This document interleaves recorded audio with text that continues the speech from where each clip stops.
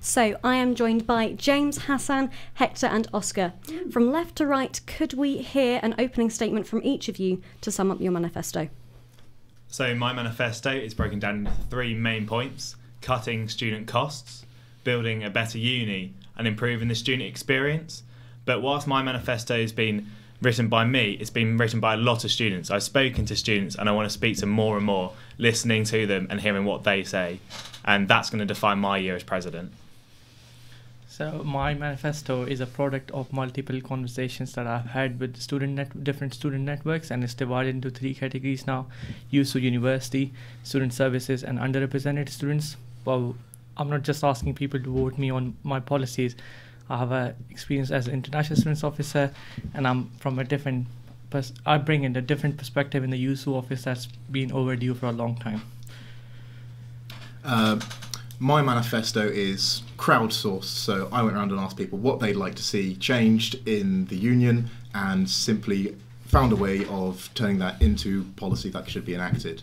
The very last of my policies is in fact under the name of 2 heads are better than 1, which I think sort of sums up my entire ethos behind my campaign, wherein if I see any of my candidates' policies are good for the university and not in contradiction with my own, I will adopt them. As president, I want to do what's best for the students.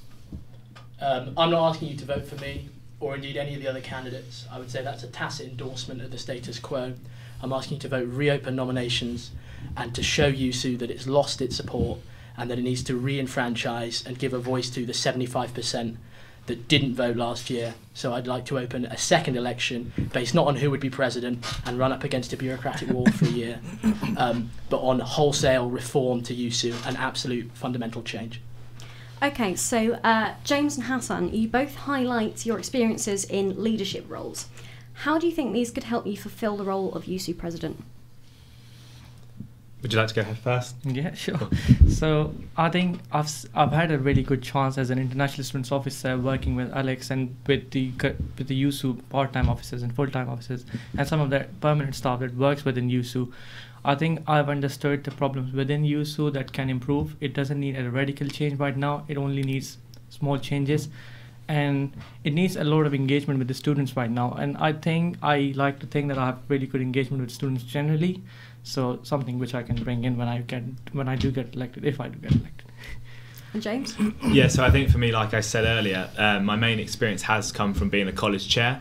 I've had a great time working with a team made up of completely different individuals. So we had loads of different people running events, sports, and also, importantly, network events. So it's great meeting people from different backgrounds and seeing how we can bring those ideas together, but also remembering what the students want. I think my experience, I learned that it's so important to listen to students and to see what they want, events-wise, network-wise, and that's why I believe I've got the best policies, because I've gone to students and I want to keep on listening.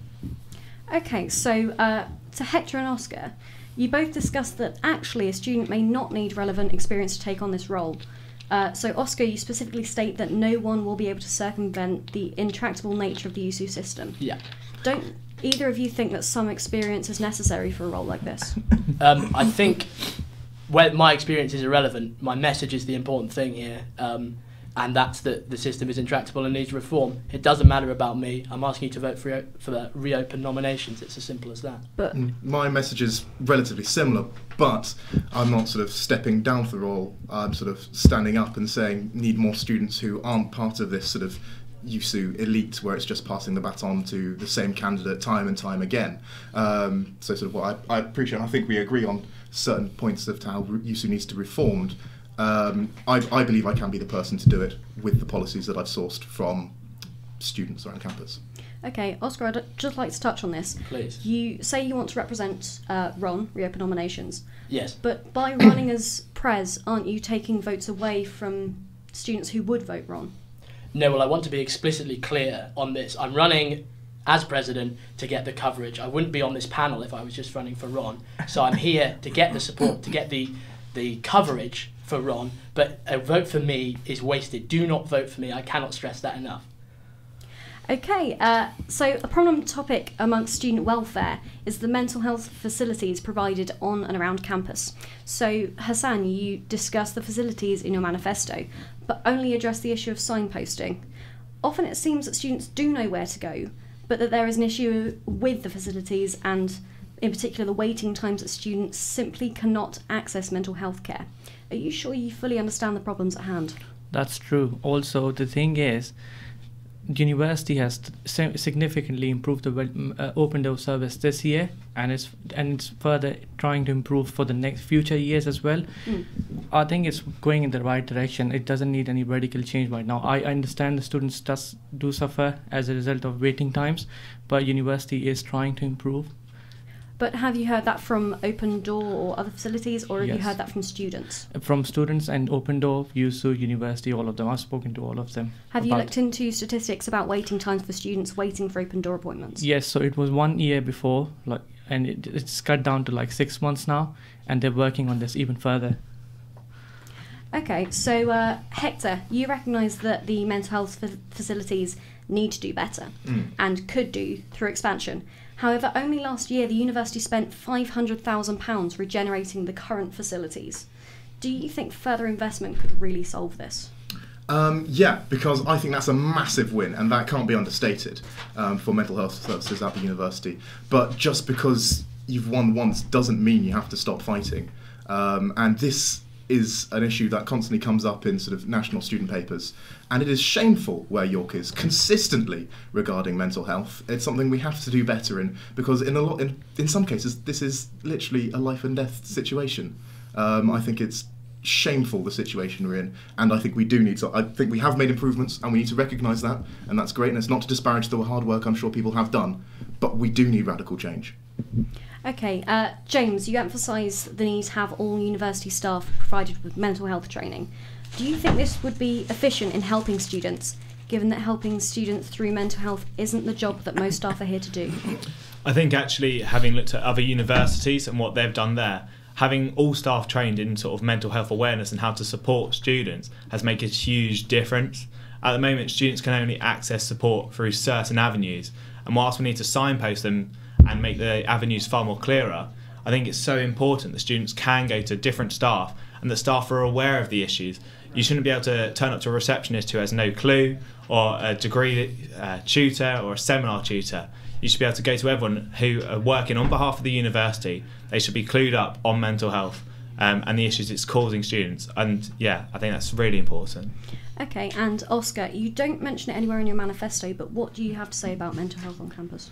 I think particularly people like Hector are really passionate about this, and obviously it's an extremely important issue, and I think the university can do more.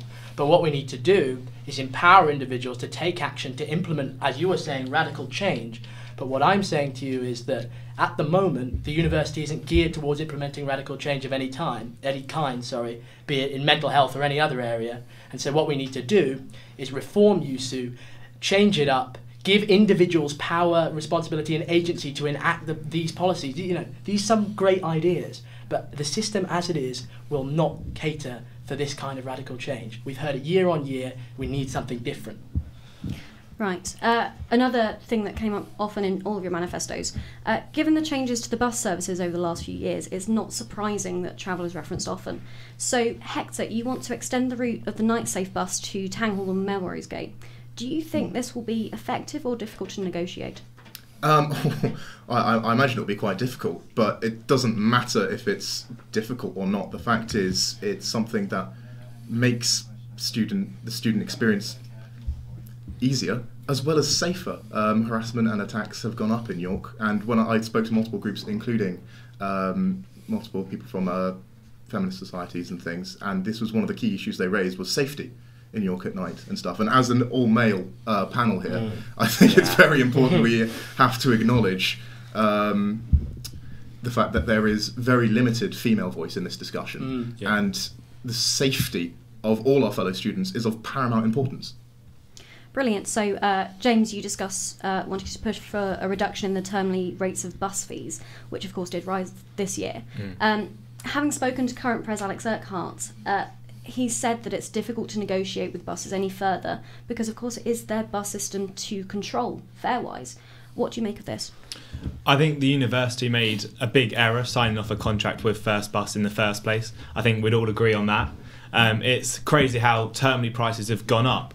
And actually, I think there needs to be a better conversation with First Bus. I think we've given up almost at the moment on what we can do. We've seen termly rates go up so much that unless a student goes into town almost every day each week, they're not going to be getting their money back. I think that's ludicrous because students need to be able to travel to and from uni and access all the support and also work equipment that they need. So I think we need to push First Bus far more. We're letting them get away with an unreliable service that's too expensive, and that shouldn't happen. But it's also how can we work with First Bus so they sponsor our clubs and societies. Let's push more for that and make them work for us rather than us being pushed around by them. Okay, Hassan, with regard to buses, you said you want to introduce another bus to Aldi, but you also recognise that there are disruptions with the current bus system, the 66 around campus and town. Don't you think we should be focusing on fixing that bus service rather than adding another one to the system? I think you can push for both because First Buses is like a monopoly here, and they have the resources to increase the number of buses. Right now, they think they don't receive the complaints, so there's everything right. So I think you can take an initiative here and speak to the First Buses more and tell them that there are problems like the electronic board at the library bridge is not working since last year. All you have to do is speak to the council and get it fixed. So I was speaking to the travel department and I also spoke about more buses and a bus to LD. It's possible. All you need is a petition. There are students who want this and it's very easy. It can be achieved easily. Okay, and Oscar, what do you think USU should be doing to tackle various student issues that are presented with regard to the bus system? Well, I think this comes from a lack of clarity on what the President's actually able to achieve. I think as far as buses are concerned, the President's main role is to be printed large on the back of it. And at the moment, I think that's all the power they have as the system is. And as I've been saying all night, we need to give these guys agency to act. But if you put these guys in as President, they're just going to be beating against this bureaucratic wall. We need to shift the terms of debate and send a message to UC that reform's needed. This stuff is great stuff, but it's just not going to happen as things are. Right, can I have, from right to left, just closing statements, please? I'd just like to reiterate, I do not want you to vote for me. I want you to vote reopen nomination, and this is in particular a call to people who don't normally vote, who feel their votes don't count. Get out there, make your voice heard.